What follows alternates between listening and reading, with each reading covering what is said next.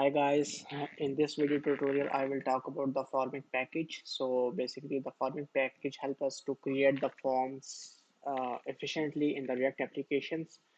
So previously we see that we handle the form with the use states and the set state methods.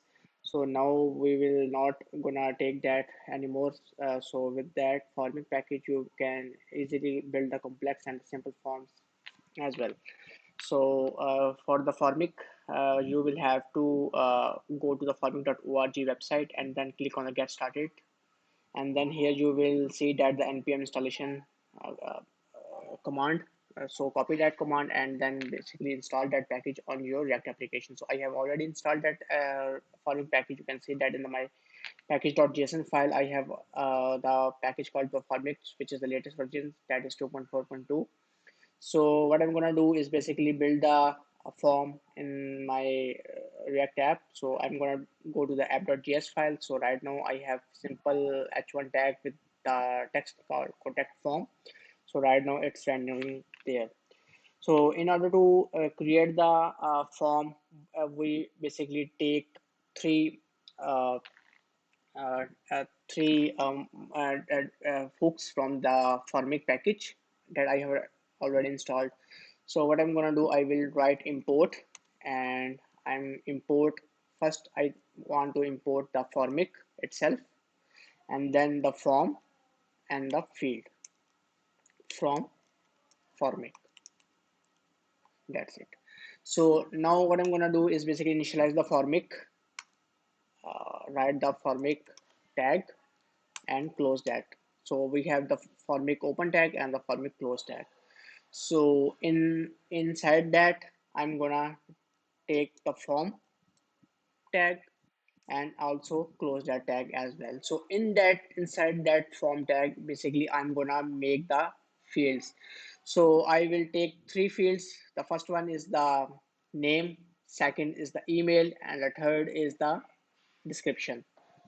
So for that, I'm gonna use the field and close that tag. And now we have to define two things. First is the type and the second is the name. So this field is the text. So I will type the text here. So this field is called text type. And the name of this field is the first name, right? Same, I'm gonna take the second field, which is of the type email. So I'm gonna write field type email, and the name will be the email as well. Close that tag. And the third one is the field type text name description, and then close that tag as well. And the final one is the button, which will be the type submit, and the name of this will be the contact me. So save that, and you can see that we have three fields: first name, email, and the description. Now, so in order to work these three fields, what we are gonna do, this Formik, which I have initialized here, basically takes two props. First one is the initial values, and the second one is the onSubmit handle function. So for initial values, we will write initial values, and now initial values will be the same that I have typed there in the name fields. That is the first underscore name, email, and description. So that is important. You need to write same name which I have mentioned in those fields. So if I have write first underscore name, I will copy first underscore name and initialize it as empty string. Same goes to the email, and the same goes to the description here. So I have typed those initial values as well. Now the second one is the on submit. So whenever I click the submit button, so it will basically the function that we'll call. So on submit, it will be the arrow function.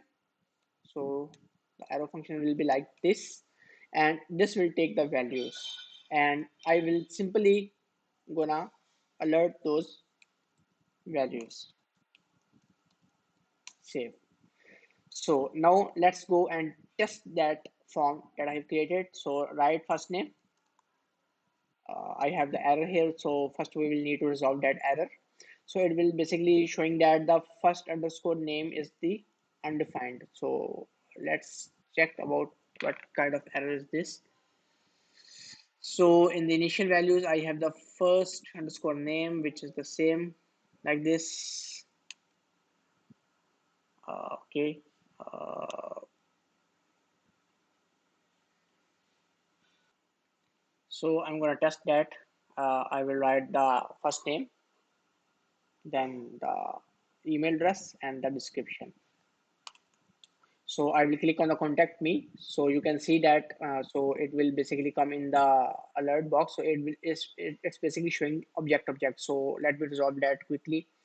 So what I'm gonna do, instead of direct alert the values, I will simply use the JSON.stringify to make convert those values into the string and then pass those values. So now I will basically click the contact me button, and you can see that in the first underscore name key we have the value Fezan, and then second one we have the email, and the third one is a description. So in this way, basically you're gonna create the form in your Formik. So I'm gonna repeat again. So what we are gonna do is basically we have take three destructure three imports from the Formik. First one, the Formik itself, the form and the field. Then what I have done is that initialize that Formik, and in those in Formik we have two props, initial values and the on submit. So initial values is the initial values, what we pass is the empty fields to those. So if I'm going to refresh and type something like text and refresh that, so you can see that it basically now if I refresh it, always have the value that I have typed there. So this kind of initial value is used for those. So for start we don't need any value, so we just want to ignore the create set that into empty strings. Same for the email and description. And the second one is the on submit. So whenever I click on the submit button, this function will be called and the values will be taken, and it will show the values here. So further, we basically what we're gonna do is basically make any API call if we want to store that values into the database. So we make the HTTP request to post those values to the database. So uh, then we have opened the form tag in, and in the form tag we basically use that field value. So field type text, first name, type email, and then description, and the third one is the contact me, the final submit button. So in this way we basically create the Formik form. So this is it for that video. So in the next video lecture I'm gonna style that form with the bootstrap styling. So I will gonna install the bootstrap to that React application, and then I'm gonna style those fields with the bootstrap. So and then after that we also create make the validation on that form. So we don't like we will show the validation errors below the fields, so it so anyone doesn't directly click on the contact me button and it basically show the validation error. So that will also be covered in the next video lecture. So I hope you guys like this video. So subscribe to the channel for the more updates. Thank you, and I will meet you in the next video lecture.